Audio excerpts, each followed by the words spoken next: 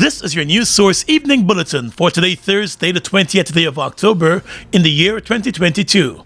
I'm Gordon Mosley reporting, and here's what we're tracking tonight. The Guyana Public Service Union today said it is getting tired of the government's disregard for public servants and the continued flouting of the collective labor agreement. During a press conference today, GPSU President Patrick Yard said the incumbent PPP Civic Administration has failed in its obligation to meet with the workers' union to negotiate salaries and other benefits for public servants. Yard said although there have been outcries about the treatment of public servants, the government of Guyana has not shown any inclination to bring relief to its own workforce. This government that claims to be working class and have working class credentials, it's a mockery. They're very insensitive to the plight of workers, frontline workers. Not only healthcare workers, the revenue collectors are frontline workers, the people at GRA, the people who deal with public transportation for government are frontline workers. And there was a total insensitivity, although the evidence was there, about the risk and the loss of life. The GPSU president also said the union has taken note of the various cash grants being offered by the government to different groups. He said the obvious selectiveness in the distribution of those grants from public funds with noticeable politicization is discriminatory. I have no objection if they feel there aren't enough resources to give to whoever they want to give. But give to the people who collect the revenue, give to the people who discharge the responsibilities of their program. But it seems to me as if there is a deliberate conspiracy to pauperize public servants. According to the GPSU president, there has been a mass exodus of public servants, especially health workers, who have gone to other countries in search of greener pastures. He said the exodus is as a result of the current government's neglect of public servants and its decision to not offer them increased salaries, even with the continuing rise in the cost of living. Clearly, the people who collecting your revenue and the people who taking care of health care of the nation, and the people who educating the nation, the people who check in your projects, the agriculture projects and all these different things. Clearly, you could make an investment in them than the ridiculous and unconscionable amounts that were stated. It's an bypass, an insult. This is most disrespectful. The Guyana Public Service Union believes that the actions of the current government do not match its words and the talk of one Guyana. The union said the Irfan Ali-led administration continues to make it clear that in Guyana today, some citizens are more important than others. Since taking office 2 years ago, the government has not engaged the union on the issue of salary and other increases for public servants. In the height of the COVID-19 pandemic, nurses were forced to protest regularly in their quest for improved working conditions and benefits. Scores of nurses have since left the public service. More news coming up in just a moment. It's been a long time coming. Overdue, some might say. But now that it's here, it will change life forever. And it is here to stay. The future is now. Transforming Guyana into the 21st century. Introducing GTT Fiber. Experience internet connectivity like never before. Speeds you deserve at prices you can afford from a name you can trust. Sign up today. GTT Fiber is here. GTT. Together, we rise faster.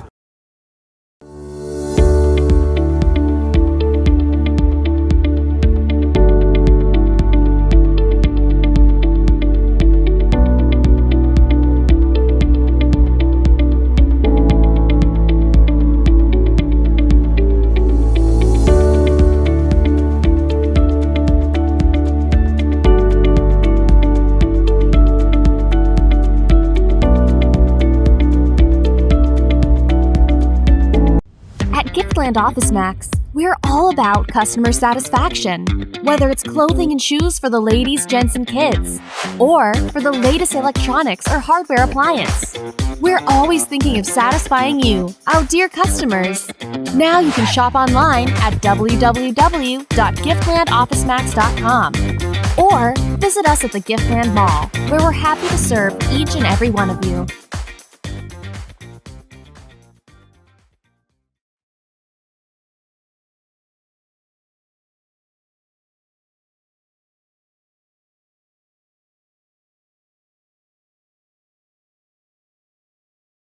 Get in the game with Buster. Win a full gaming setup, Xbox X, gaming chair, gaming speaker and headset, or any of over 60 weekly prizes like Oculus Quest 2, Mini 2 drone, Nintendo Switch, and many more top gaming prizes. Check below for details.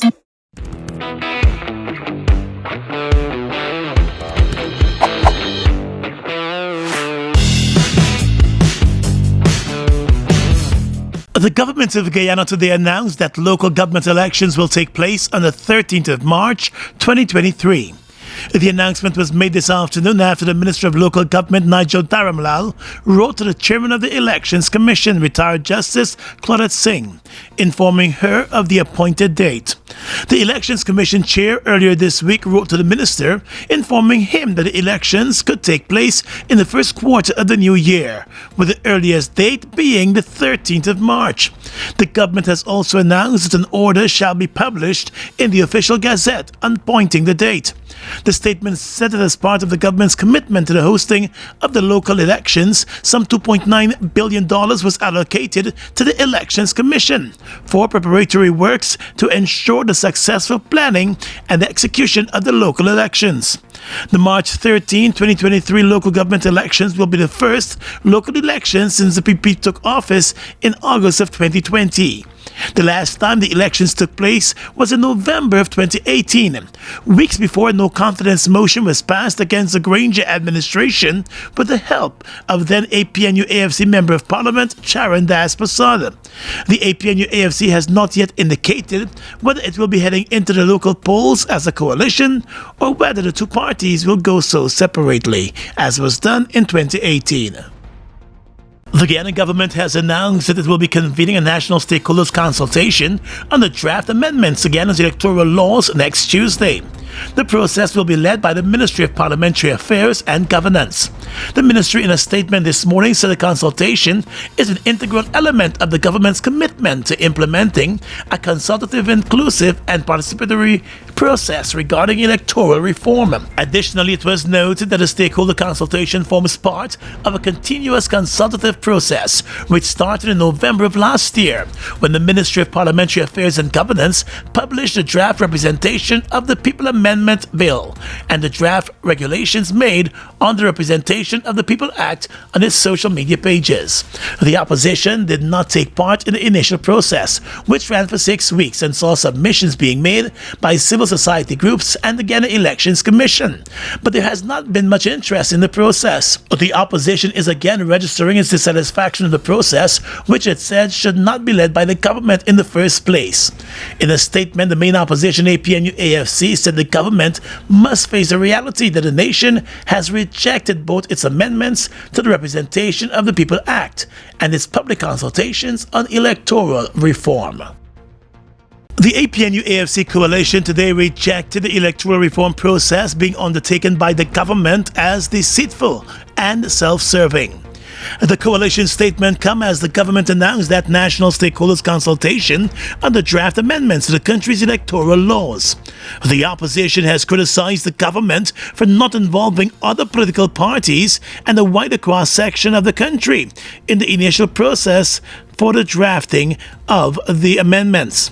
The opposition has rejected the proposed amendments to the Representation of the People Act, noting that the amendments totally fail to address key systematic and structural flaws and weaknesses in the electoral system. Additionally, the opposition said the proposed amendments also avoid any consideration of major constitutional, statutory, administrative, operational, and technological reforms. The opposition noted that comprehensive electoral reform must include a thorough review by the Guyana Elections Commission of its performance in managing recent elections and genuine national consultations involving the public, civil society, and the parliamentary political parties. The APNU-AFC said the consultations must mimic the 1999-2000 Constitutional Reform Commission process, noting that in particular, the key elements must include a multi-stakeholder expert committee, a consensus chairperson, a public call for oral and written submissions, and public outreaches and hearings, the in-depth involvement of experts on electoral laws, electoral systems, electoral technologies, and election management, and holistic constitutional and legislative amendments or enactments. The coalition said should those criteria be met, it will lend parliamentary support to all the agreed changes. Young entrepreneur and proprietor Donna Rickford launch a new innovative laundromat service at Vreed N. Hoop, West Coast, Demerara. The opening of Supreme Laundromat's second location at 111 Vreed N. Hoop Public Road, West Coast, Demerara, fills us with joy beyond words, said Donna. This new location was thoughtfully chosen to support both the government's desire to advance the West Coast Demerara as a significant oil and gas investment platform and Guyana's expanding economy. All of our local and international consumers will receive services that are of an international standard, having obtained the knowledge from our current clients in the public and private sectors, oil and gas, as well as from our consistently encouraging walk-in clients. Thank you and see you soon. It's time to live it up with Rubis and win! Spend $4,500 or more in Ultratech fuel at any Rubis service station and get an entry card. Win one of 3 amazing grand prizes of $500,000 cash, $500,000 in Ultratech fuel, or $500,000 in groceries. Each week you could win fabulous weekly prizes including staycations, dinners, spa and fuel vouchers, cash, electronics, and more. Live it up with Rubis and make sure you're in with a chance to win!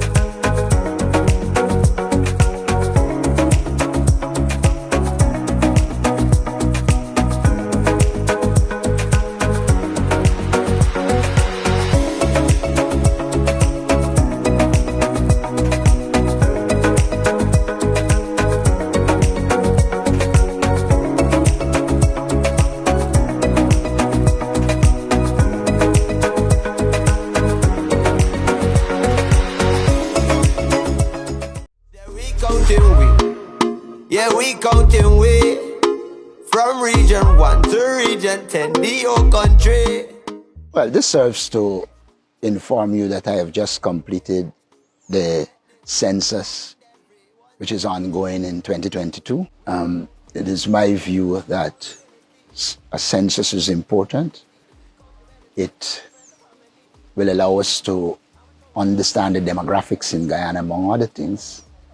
And therefore, it is in that context, I think it is opposite that I say to people, be part of the census, ensure you're counted. It will contribute to the kind of data that is needed to do the kinds of analysis and projections in a society like ours. And if properly used, it can contribute to good governance. Everyone in the country, we counting.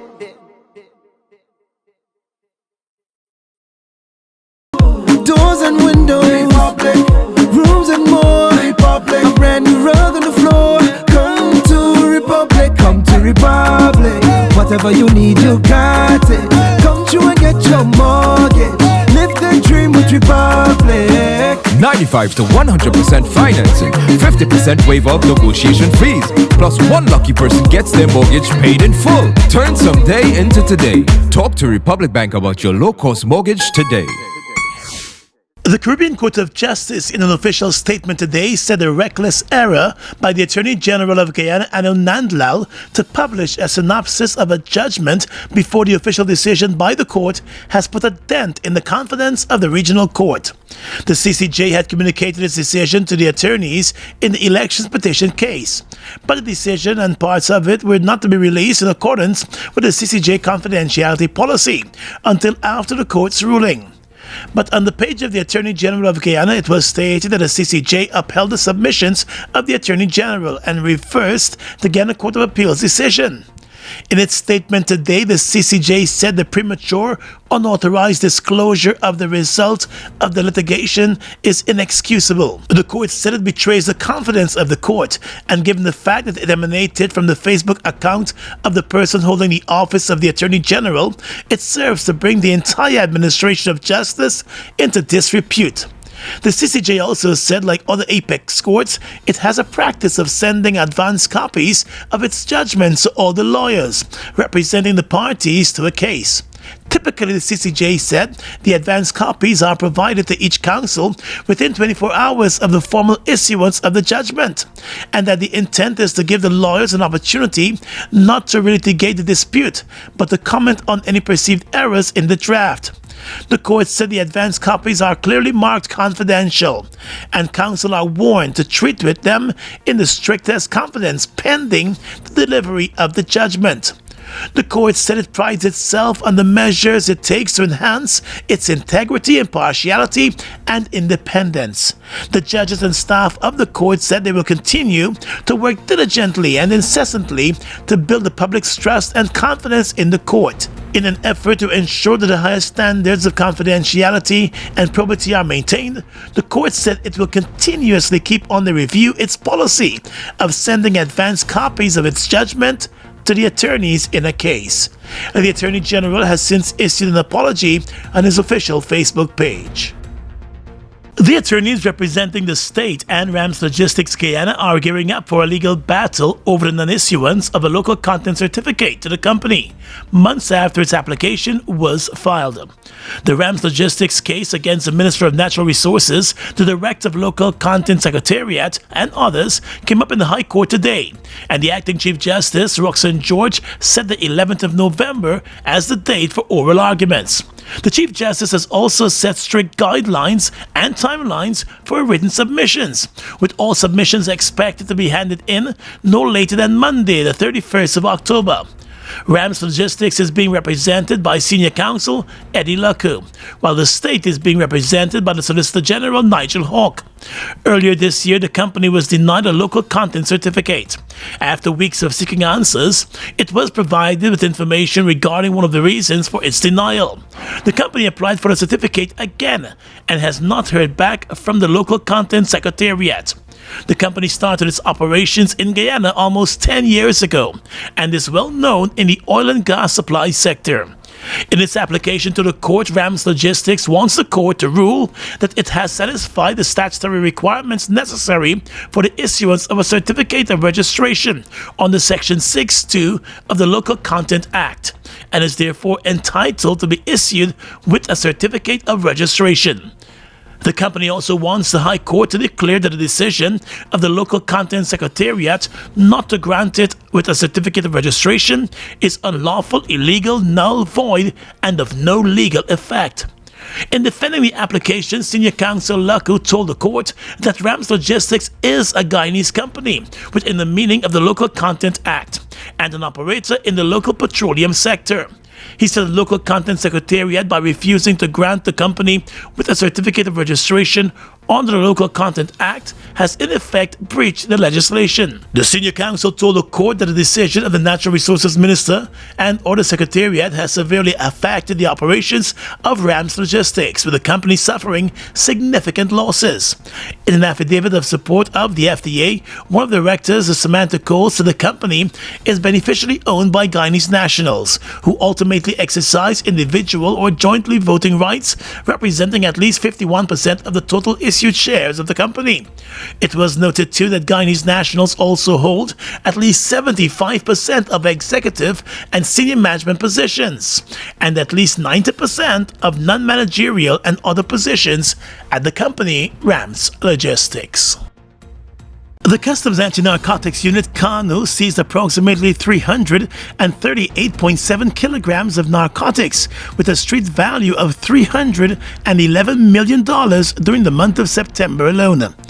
In its latest newsletter, KANU reported that 327 kilograms of marijuana in regions 3, 4, and 6 were seized, along with just over 11 kilograms of cocaine. KANU said the marijuana seized had a local street value of approximately 294 million Guyana dollars, while the seized cocaine carried a price of 17 million Guyana dollars. KANU also said that marijuana continues to be the most commonly seized narcotic by the unit, accounting for 97% of the month's total seizure. According to KANU, for the month of September, the largest quantity of narcotics was seized on the roadways, accounting to 44% of the total quantity seized.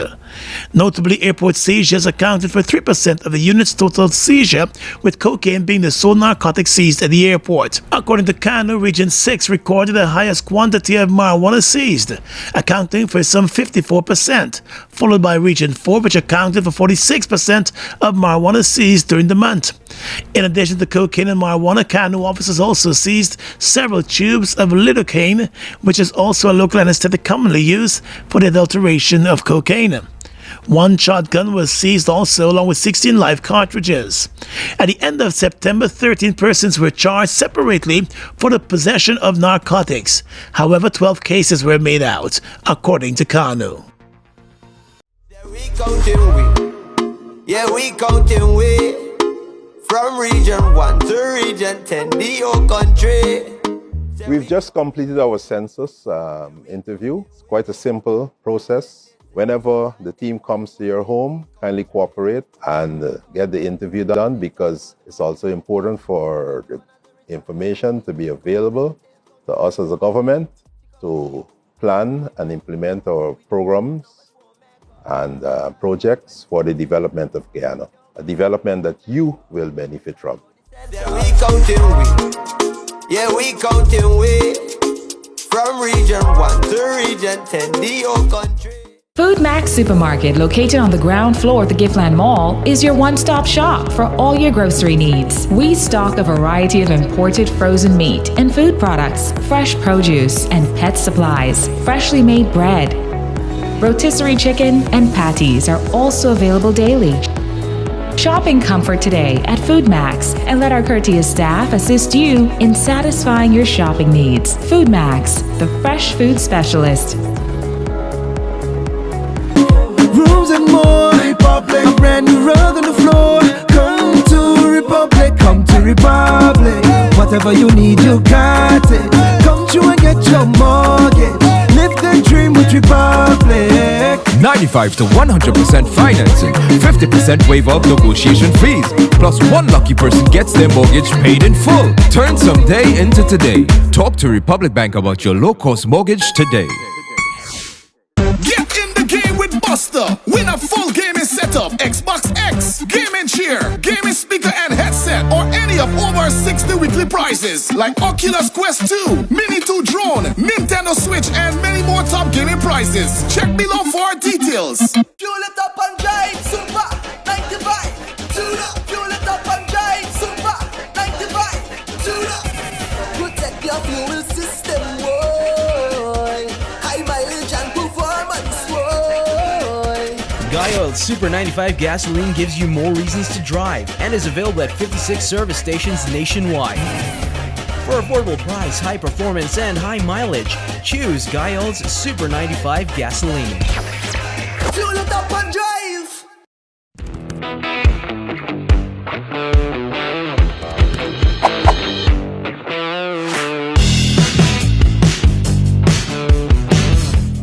Across the region tonight, the Organization of American States met today to consider Peru's political situation at a request of President Pedro Castillo, who last week denounced what he called a coup attempt against his government.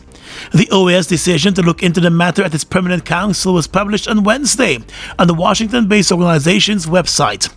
Castillo's government wrote in a letter last week to the OAS that it wanted to preserve democratic institutionality and the legitimate exercise of power.